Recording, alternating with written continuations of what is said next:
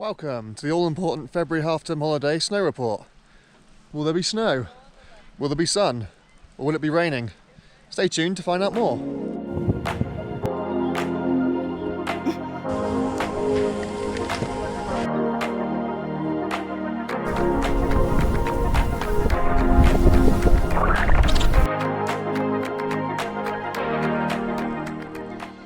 From the wall-to-wall sunshine that we had last week, this week has turned out to be rather grey and miserable so far.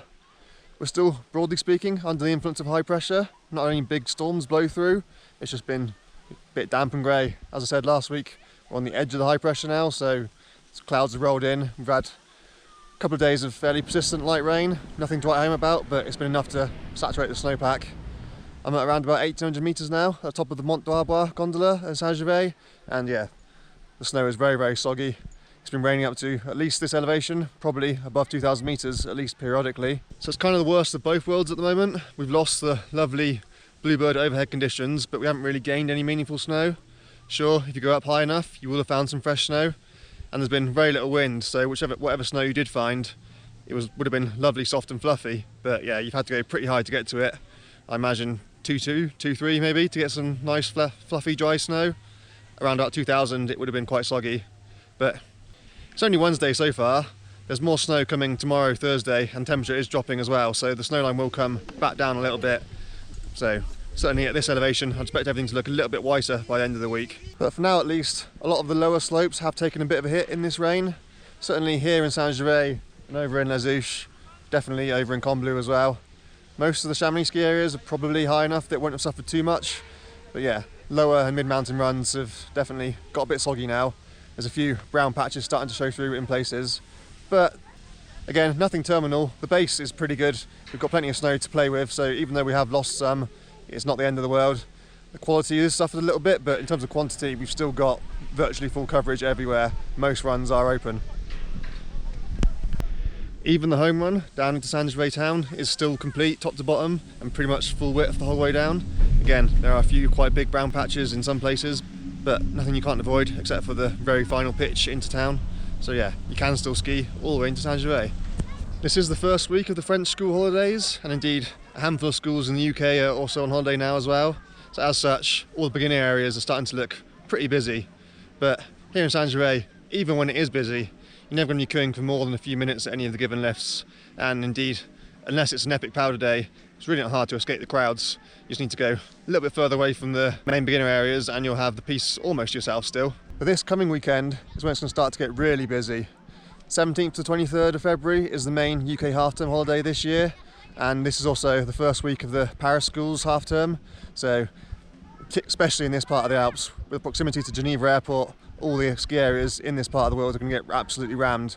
The roads are going to be chaos this Saturday and Sunday, especially Saturday, with all the people driving down from Paris region into Haute-Savoie, as well as all the people flying into Geneva from the UK. Yeah, it's going to get very, very busy. And of course, the slopes are going to be incredibly busy too. So this is the week to avoid, and the next week as well. If you have the luxury of avoiding school holidays, then absolutely do not come this next coming week.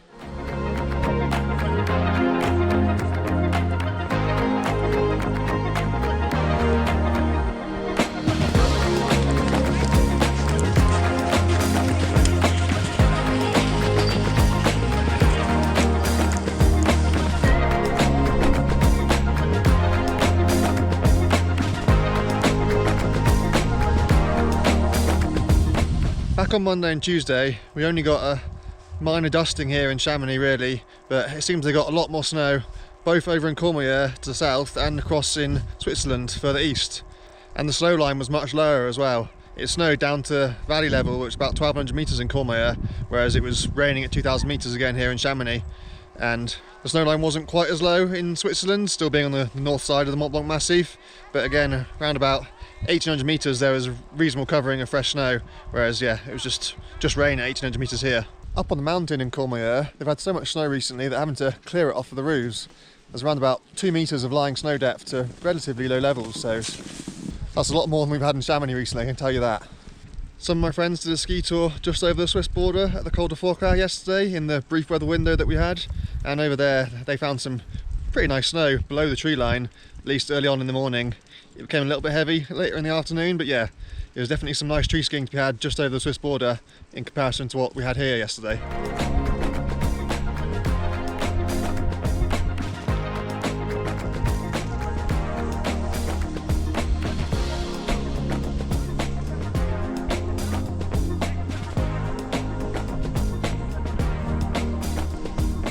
It's Thursday now, we've got another minor weather disturbance passing through.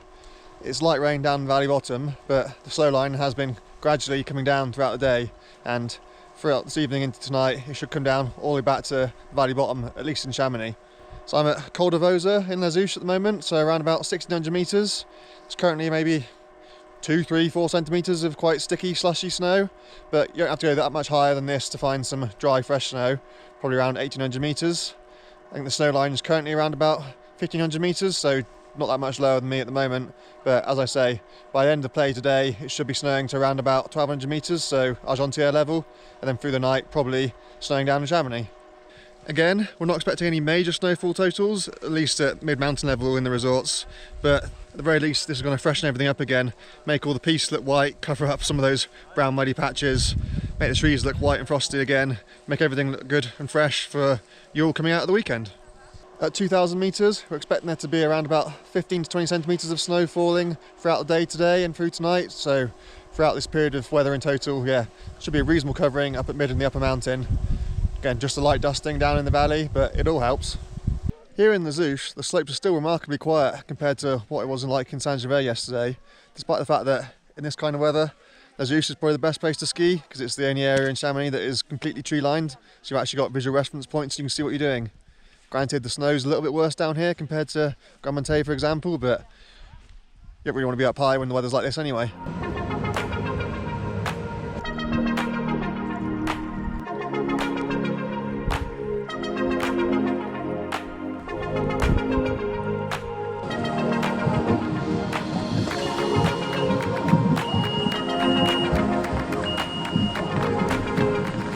This is it, the big getaway, the big transfer weekend. This Saturday, along with following Saturday, are the 2 busiest days of the year on the roads in this part of the Alps, and indeed at the airports as well. But do yourselves a favour, don't turn up at the airport just expecting to be able to find a transfer, find a taxi, jump on straight on a bus. Everything's going to be fully booked, and besides, most transfer companies can only do pre-booked transfers anyway, so save yourself the hassle, give yourself the peace of mind, and book a transfer ahead of schedule. It can be tempting to try and save money with your transfer and go for the budget options, but the budget options are a false economy, because when you miss your transfer, and you will, you have to pay again. Especially right now at this time of year, you're going to have delayed flights, cancelled flights, lost luggage, etc, etc. And if you go with the budget transfers like Swiss Tours or Alpibus, EasyBus, etc, you'll have to pay again. So you might as well save yourself the hassle and just book with a decent door-to-door transfer service in the first place, such as mountain drop-offs. So mountain drop-offs offer a comprehensive door-to-door transfer service. Everything from shared transfers all the way up to VIP within the Chamonix Valley is a door-to-door service. Prices start from around about €40 for a shared transfer and €250 for a private transfer, and again slightly more for VIP, which is more than some of the other services available to you. But if you miss your transfer, you just get put on the next available bus, or indeed your driver will wait for you. So you've got the peace of mind, if you book mountain drop-offs, you will get to resort one way or another. So for more info on prices and availability, check out the link in my description or use the QR code on screen now. A little injury update for my regular viewers. I thought I had a MRI scheduled for today. Turns out I had an appointment to make an appointment for MRI today. It's France in a nutshell, really. Must be the least efficient first world country on the planet. You can't just simply walk into a bank and ask to open a bank account, for example. You have to schedule an appointment, to have a meeting, to then meet the bank manager, to then go to dinner with his grandma or his mother-in-law, etc, etc. Everything takes forever in France, and healthcare is no different. Health service is good and it's great value for money, but yeah, not very efficient. So I'm still gonna have to wait over a month for MRI, by which point it's basically useless. I'm hoping I should be almost back to normal by then, so yeah. It'll be good to know what the damage actually was, but I should have been through my rehab by that point. But on that note, rehab's been going well already. It's only just been over 2 weeks since I did the injury, and I'm much further down the line than I was after 2 months the first time around when I did it. So yeah, I can walk almost normally. Got a good chunk of my range of motion back, so actually if you just see me walking down the street, you wouldn't necessarily think there's anything wrong with me. But definitely is something wrong with me. I still have pain in the knee. I still can't bend it all the way. Lost a lot of strength and stability, so I suspect I've got one or more partial tears of ACL or MCL, or maybe even LCL as well. But yeah, in terms of the rehab and recovery, it doesn't really matter what the damage is. It's unlikely that I've got a full rupture, so the rehab will be the same whether it's partially torn MCL or ACL. It's basically just strengthen everything that you've got left and keep everything mobile. The snow's really starting to come down hard now as the cold air is digging in. This should continue throughout the rest of the afternoon and through the night, and then clear through at some point in the early hours of tomorrow morning. Tomorrow, Friday, is going to be cold and crisp, so any snow which has fallen today should stay lovely, fluffy and cold and dry throughout the day, even if the sun comes out, which means that by the time those of you who are arriving here at the weekend, Saturday and Sunday, you should still have some lovely snow to play in. As for the forecast itself for the weekend and indeed the coming week, at the moment it's set to be dry and sunny for the foreseeable future again. High pressure is building back in, no sign of any meaningful change to that pattern. The temperatures will warm up again as the sun comes out, and indeed freezing levels will eventually go quite high potentially, but you should still be able to find some nice cold powdery snow on north facing slopes at the very least for a few days next week. On piste, at the start of the week, the snow conditions should be excellent again. They've been refreshed today, and once this fresh snow has been groomed into the piste, it should be a lovely tops layer on the piste again. So if you like carving, you have great carving conditions earlier in the week as well. If the freezing levels do rise as expected, gradually, day on day, the snow will again slowly start to deteriorate, especially on south and west facing slopes and lower altitude slopes. So it will start to become a little bit spring-like, but as I've said before, we've got plenty of snow this year compared to what we've had the last 2 or 3 years, so the base is good. The piste will survive regardless of how much abuse they get with all this heavy traffic this week. So hopefully, for those of you coming out for your half-term holiday, you've got reasonably lucky this year. A bit of fresh snow, and then you should have some lovely sunny bluebird weather. David, we are filming for you slopes of Grand Monte on Sunday. We're sending you some sun. Where are all the women? Why don't women watch snow sports channels on YouTube? According to the data, 99% of you are middle-aged men. Now, I can understand the age demographic. Youngsters these days can't afford to go skiing on their own, but I can't understand why there are almost no women watching snow reports. And it's not just me. I know other channels who create weekly snow reports, their audience is 90% male plus as well. So why is that? Is there something we're doing wrong? Is it because I'm a man? I mean, some of the other channels that I watch, they're presented by females, but their viewers are overwhelmingly male as well. If you look on the slopes, the gender split is approximately 50-50, especially inbounds.